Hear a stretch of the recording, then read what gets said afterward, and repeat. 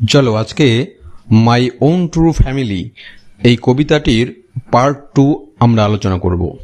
কবিতাটির পার্ট 1 তোমরা যারা দেখোনি সেই পার্ট 1টা দেখে নাও, তারপর এই পার্ট 2টা দেখবে। চলো তাহলে শুরু করা যাক। করিয়েছে they said we are the oak trees and your own true family. তারা বলল, আমরাই ওক গাছ এবং আমরাই তোমার নিজের আসল পরিবার। এটি কবিতার মূল সত্য।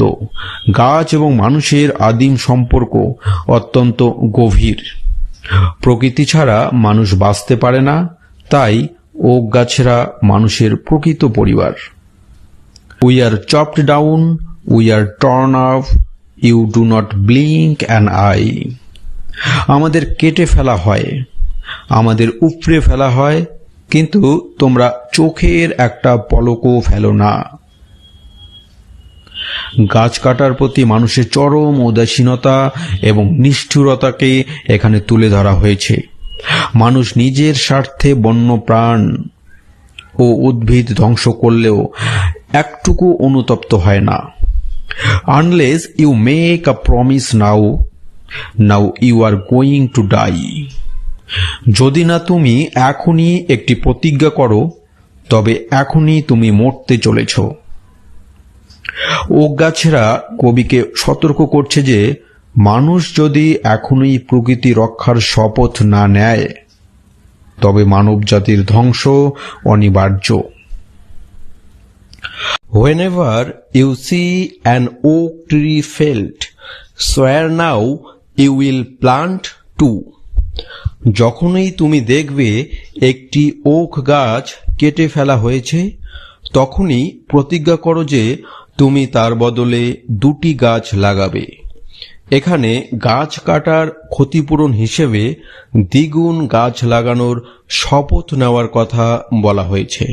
Unless you swear, the black oak bark will wrinkle over you. যদি না তুমি শপথ করো, ওক গাছের কালো ছাল তোমার শরীরের উপর কুঁচকে বসবে। ওক গাছেরা কবিকে হুমকি দিচ্ছে যে শপথ না করলে কবিকে ওক গাছের ছাল দিয়ে বন্দি করা হবে।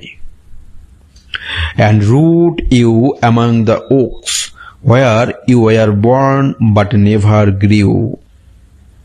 এবং ওক গাছেদের মাঝেই তোমাকে শিকড় দিয়ে পুঁতে দেবে, যেখানে তুমি জন্মেছিলে ঠিকই, কিন্তু কোনোদিন বড় হওনি, অর্থাৎ বিকশিত হওনি।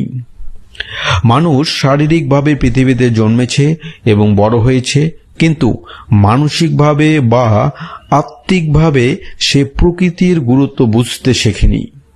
তাই প্রকৃতি তাকে স্থবির করে দেওয়ার ভয় দেখাচ্ছে। This was my dream beneath the bow, the dream that altered me. Oak গাছের ডালপালার নিচে দেখা এটি ছিল আমার স্বপ্ন, যে স্বপ্নটি আমাকে সম্পূর্ণ বদলে দিয়েছিল। কবি ওক বনে ঘুমিয়ে পড়ে যে স্বপ্নটি দেখেছিলেন, তা আসলে তার ভেতরের মানসিকতাকে পুরোপুরি পরিবর্তন করে দিয়েছে। তিনি এখন একজন প্রকৃতিপ্রেমী মানুষ। When I came out of the oak wood, back to the human company. যখন আমি ওক বন থেকে বেরিয়ে আবার মানুষের সমাজে ফিরে এলাম।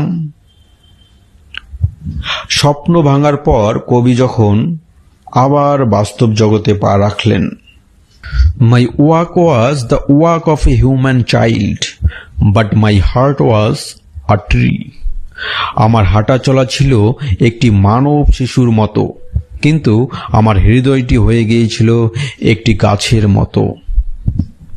বনের বাইরে আসার পর কবি দেখতে সাধারণ মানুষের মতোই ছিলেন, কিন্তু তার মনটি এখন গাছের মতোই সংবেদনশীল হয়ে উঠেছে। গাছের দুঃখ কষ্ট তিনি এখন নিজেই হৃদয় দিয়ে অনুভব করতে পারেন।